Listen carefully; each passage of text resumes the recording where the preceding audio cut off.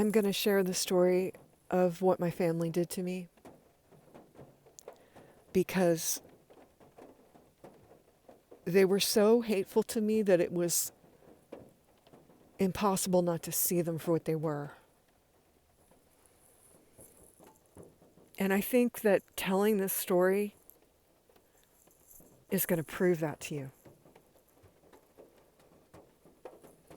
I'm not telling it for sympathy or, I don't know. I'm telling it so you can look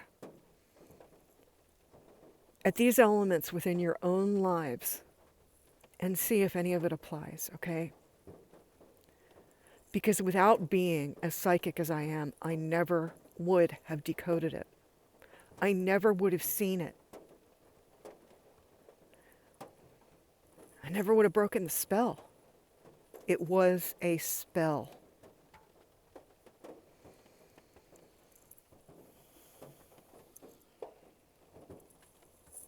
Okay. When I stepped away from my family, they came for me like vipers. They started calling Child Protective Services on me over and over again. The same exact complaint, like the same series of complaints, I should say, all proven false over the course of like 6 investigations, I think it was.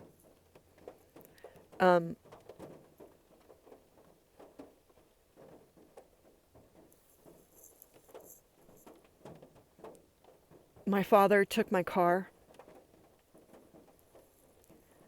He spent a year bullying me to trade cars with him, claiming that my car was unsafe, which is false. It was never true. I don't know what he was even basing that on, right? I guess the age of the car? I don't know. It doesn't matter. But I said no to him for a year.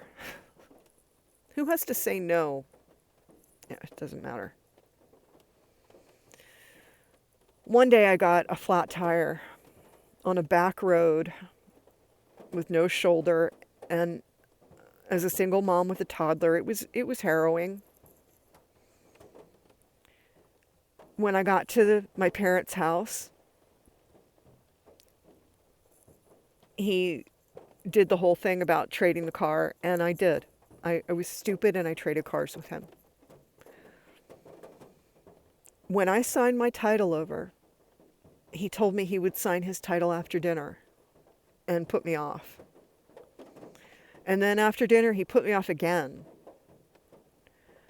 and just kept doing that and never signed the title. Fast forward, like, I don't know, 6 months or whatever.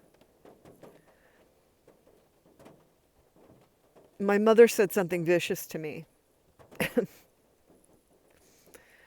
I said to her that they were half-assed grandparents. That was my retort. I said that because it's truth. Not just to my child, right? But my dad was mad about it and took my car. And the only reason he was able to do that was because he had not signed the title.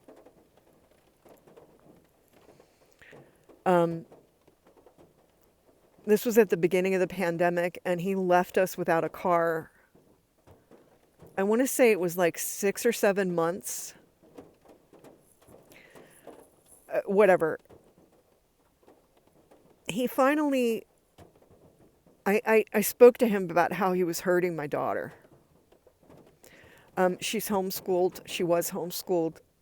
And I wasn't able to take her to the library for like our homeschool activities or the playground, her social activities, none of it.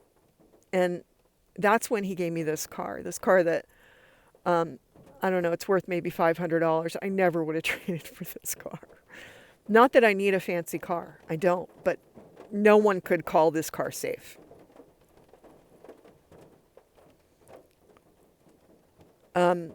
When he brought me this car, I told him to put it in my name and he refused. And that fight went on for a long time. Like, I was like, just put it in my name. You know, why not? And he refused to do that. And then, all right, I have to, I'm going to try to share it sequentially. So we're going to skip the car for a moment.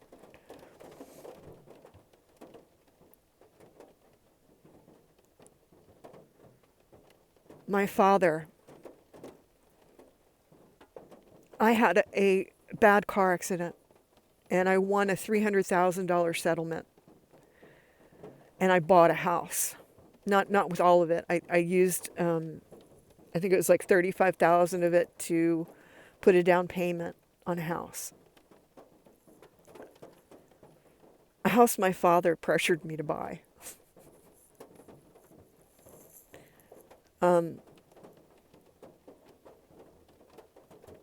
2 years after purchasing the house,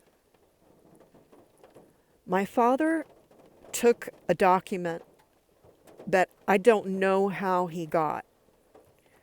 You've got to remember that within my life, there have been events completely veiled from me, completely wiped from my mind.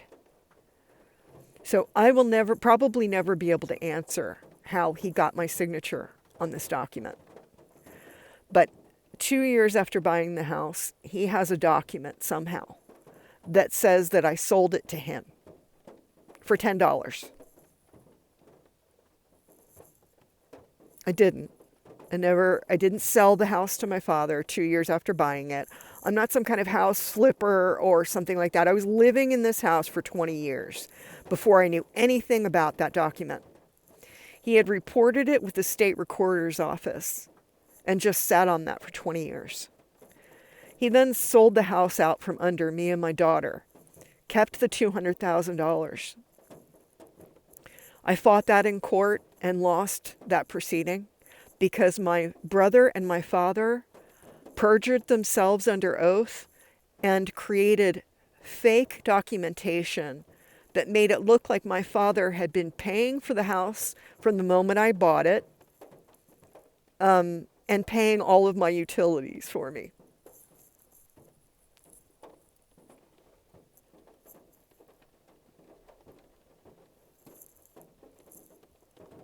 So I was evicted. And eventually I went to my father and I said, I figured out that with $4,000 of the $200,000 you just stole from me, I can at least get my daughter and I into an apartment.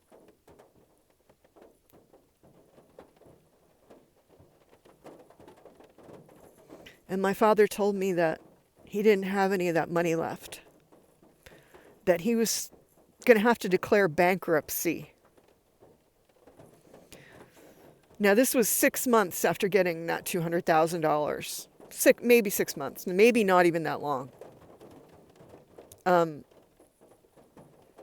He's a fucking liar.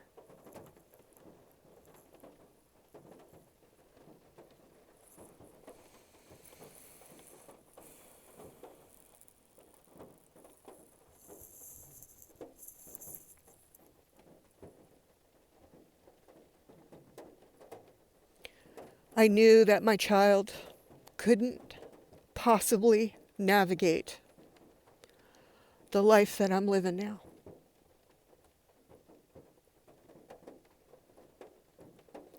So I surrendered Athena to foster care.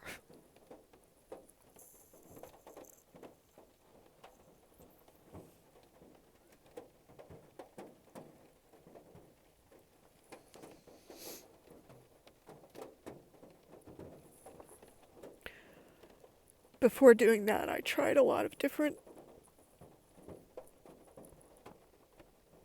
people to try to find somewhere safe for her. I even went to her father, who hasn't been part of our lives since she was 6 months old. And he told me he was thrilled. And he wanted her to come and live with him.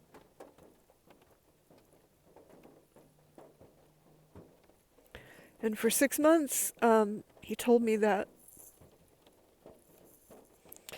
he was making arrangements and trying to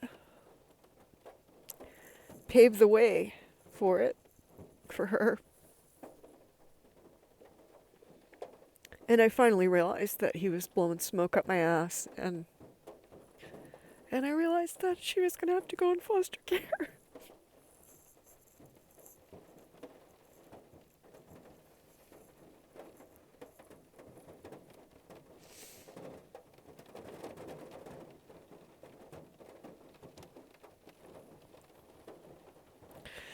When you agree to a foster care arrangement, you're only given a year to prove that you can provide stable housing, mental health, that you're clean if you have a drug addiction, whatever. I don't have any of that. But I don't have stable housing. I'm still living in my car. And my family canceled the registration and the insurance, so this car is no longer registered. They threatened to report the car stolen, to have me arrested.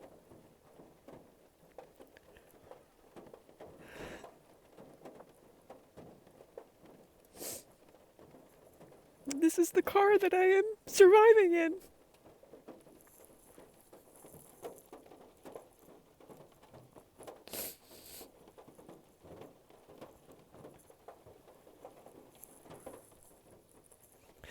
So for anyone in my family to pretend like they have any love for me is not convincing to me anymore.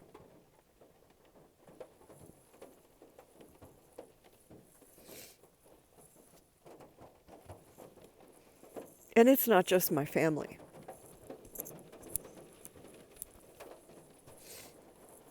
Excuse me.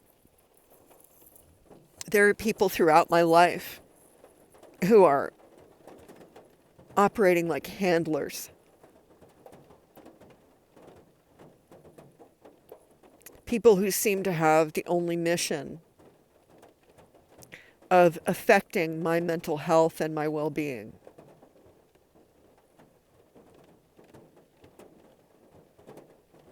Trying to keep me emotionally unstable, which I'm not, because I have the Holy Spirit.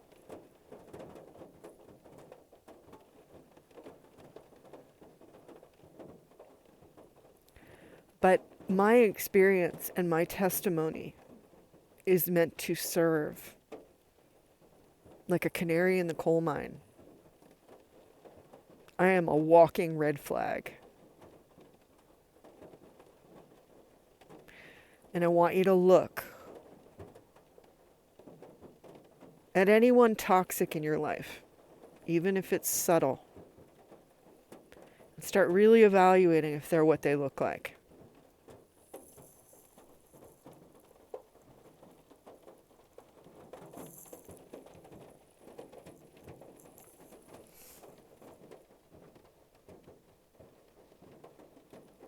In the next video, I'll go into the occult